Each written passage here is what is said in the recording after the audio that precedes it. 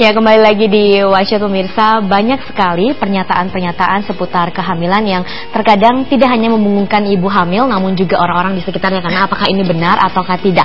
Nah, untuk itu kita akan berbicara seputar mitos dan fakta tentang kehamilan bersama narasumber kami yang sudah ada di studio, Dr. Muhammad Rifki, SPOG dari Rumah Sakit Budi Kemuliaan. Ya, selamat siang, Dok. Selamat siang. Tampaknya bukan hanya masyarakat saja yang kadang-kadang kaget dengan mitos dan fakta, dokter-dokter pun terkadang mungkin dapat pertanyaan-pertanyaan mengejutkan seputar mitos kehamilan. Ya, itu banyak nggak sih, Dok, yang datang? Ya, memang pasien-pasien kita itu juga kadang-kadang yang bikin kita tercengang dengan pertanyaan-pertanyaannya. Ya. Seperti apa tuh, Dok? Ya, kadang-kadang, Dok, kalau saya misalnya lagi hamil, saya disuruh pakai ini ikat-ikatan yang ada gunting, peniti, seperti itu. Dan mereka pakai itu. Iya, dan terus dia bilang gini, Dok, saya katanya nggak boleh ngeliat yang jelek-jelek, karena kenapa? Iya. Nanti anak saya jelek. Jadi hal itu, cuman ada juga yang lucu juga nih, misalnya dia nggak boleh mandi selama 40 hari. Sudah melahirkan ya, Dok, ya? Sudah melahirkan. Mbak coba bayangin. 3 hari nggak mandi aja suami kita mungkin akan ngejauhin 3 meter, apalagi misalnya sampai 40 hari.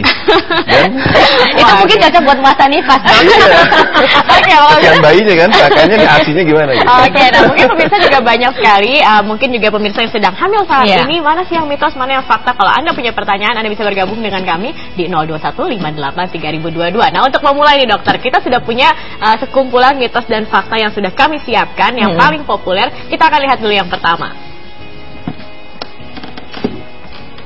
Ya, pernyataan pertamanya ya, ini ibu hamil dilarang makan ikan mentah. Ini mitos atau fakta, Dok? Fakta. Fakta ya? Ya. Jadi ikan mentah, kemudian apa lagi, Dok? Daging mentah berarti ya? Ikan mentah, daging mentah, bahkan juga susu yang tidak dipasteurisasi, itu memang tidak boleh untuk orang hamil. Oke, kenapa, Dok? Ya, memang banyak sekali untuk keadaan yang misalnya ikan mentah itu bisa jadi ada mikroorganisme, mungkin ada bakteri, ada parasit, ada virus ya. Mungkin ibu-ibu pernah dengar ada yang namanya toxoplasma seperti itu. Jadi itu sampai usia kehamilan berapa? Apakah kalau sudah masuk trimester akhir sudah aman begitu, Dok? Ya, sebenarnya untuk infeksi itu bisa terjadi kapan aja pada setiap usia kehamilan. Oke, jadi tetap harus berjaga-jaga ya, Dok. Yeah. Kalau buah ya, kalau buah seperti durian, ananas itu bagaimana, Dok? Memang masih kontroversial, jadi artinya perlu dilakukan suatu penelitian yang lebih dalam lagi. Apakah memang buah-buahan ini memang benar-benar mempunyai zat aktif yang bisa menyebabkan keadaan yang tidak baik buat wanita hamil. Mungkin seperti keguguran. Memang ada yang mengatakan bahwa nanas itu mempunyai zat yang seperti yang kita sebut sebagai abortifum. Ya. Tapi tentunya itu kan harus diteliti lagi, kayak durian. Ya, durian kalau sedikit ya kita makan kan enak kan. Jadi pada intinya kalau sedikit tidak apa-apa ya, Dok ya. Oke, kalau mengenai makanan tadi saya ada satu pertanyaan juga. Ini banyak sekali sering menjadi pertanyaan. Daging kambing atau yang panas-panas ini boleh nggak, Dok, selama kehamilan? Kalau saya sih suka ya daging kambing ya, nasi kebuli apalagi gitu ya. Nah, tapi prinsipnya gini, untuk ibu-ibu hamil yang sudah mempunyai semacam kelainan untuk metabolisme error seperti kolesterol yang tinggi atau dia ada riwayat penyakit jantung, tentunya sebaiknya dihindari dia makan kambing ya. Jadi ini lebih ke ibunya ya? Iya, lebih ke ibunya. Nah, terutama nanti dia juga bisa bisa darah tinggi atau kolesterol begitu ya, Dok. Kalau makanan yang dibakar bagaimana, Dok? Seperti sate? Ya, sama juga. Jadi sate mungkin sudah diketahui juga bahwa sate itu ada yang hitam-hitamnya itu. Ya. Arang-arangnya itu, padahal itu yang enak ya. Itu nggak boleh justru, Dok ya? Ya, itu jadi bisa mengandung zat yang kita sebut sebagai nitrosamin, dan itu memang ada beberapa penelitian mengatakan bahwa itu sebagai zat yang karsinogenik. Oke, itu seputar makanan. Kita masih punya banyak sekali mitos dan fakta. Kita akan melihat pemirsa yang kedua. Apa yang kedua? Ini dia. Hindari berhubungan intim pada trimester pertama. Ini mitos atau fakta? Mitos, Mbak. Ini mitos. Aman jadi. Aman. Gak apa-apa, Dok. Kan banyak yang mengkhawatirkan sebenarnya ketika trimester pertama kandungan ini masih belum cukup kuat begitu ya. Ini untuk semua ataukah untuk memang orang-orang tertentu yang kandungannya dikatakan lemah begitu seperti sering ada flek, memang tidak boleh, Dok?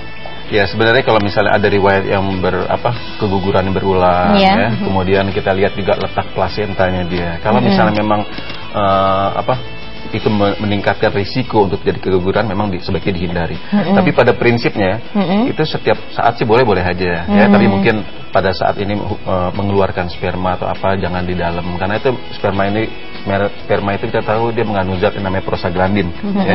Itu bisa menyebabkan kontraksi. Oke. Makanya dari itu banyak juga akhirnya yang beredar bahwa kalau misalnya mau cepat melahirkan itu tidak apa-apa untuk lebih sering berhubungan itu di trimester akhir. Seperti itu. Oke, baik. Kita akan lihat lagi yang ketiga. Pernyataan yang ketiga. USG berbahaya bagi ibu dan janin. Ini mitos atau fakta, Dok? Mitos. Mitos. Ya. Jadi tidak apa-apa. Tidak apa-apa ya? Tidak apa-apa, aman sekali. Oke. Radiasi atau apa itu tidak ada, Dok? Jadi sebenarnya itu pendapat-pendapat yang sering salah diartikan bahwa USG itu memang gambarnya itu seperti ronsen. Gambarnya mirip seperti itu, tapi ternyata itu radiasi dia tidak, yang dipantulkan adalah gelombang suara dengan frekuensi tinggi seperti itu. Jadi tidak aman buat. Jadi mau seberapa sering pun tidak apa-apa, Dok. Kalau USG yang untuk 4 dimensi, ada yang mengatakan bahwa itu katanya karena lebih detail, jadi lebih berbahaya karena radiasinya lebih tinggi seperti itu. Itu kembali lagi seperti yang tadi bahwa USG itu aman, tapi kalau misalnya dia terlalu lama sampai berjam-jam ya efeknya itu adalah peningkatan suhu, terutama di air ketuban. Ada penelitian mengatakan dia tuh meningkat suhunya sekitar 0,5 derajat Celcius. Jadi artinya boleh dibilang bahwa USG ini aman dan ibu-ibu tidak perlu khawatir ya, karena banyak juga pertanyaan pasien saya, "Dok, nggak mau di USG terus karena tidak aman," dia bilang. Kata orang-orang di bahaya karena mereka takut bahwa ini seperti kayak di ronsen kayak apa. Nah, itu memang tidak Tapi boleh. memang kalau memang sedang hamil tidak boleh di ronsen, Dok. Ya, sebaiknya tidak. Kenapa? Kecuali untuk life saving. Misalnya ibunya dalam keadaan misalnya kecelakaan atau yang lain-lain seperti itu. Oke. Kalau USG dalam. Kalau USG lewat dalam itu Sama bagaimana, aja. Dok?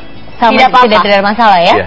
Karena inti dari pemeriksaan USG ini adalah dia menggunakan gelombang suara tadi ya. Jadi memang tidak ada efek radiasi dan tidak berbahaya bagi janin. Oke, kita lihat pernyataan berikutnya ini. Apakah ini mitos atau fakta? Bila ibu hamil harus makan dengan porsi lebih banyak karena untuk bayi. Ya. Ini mitos atau fakta? Nanti kita akan tanyakan kepada dokter. Pemirsa, jangan belajar dulu, kami masih akan kembali sesaat lagi.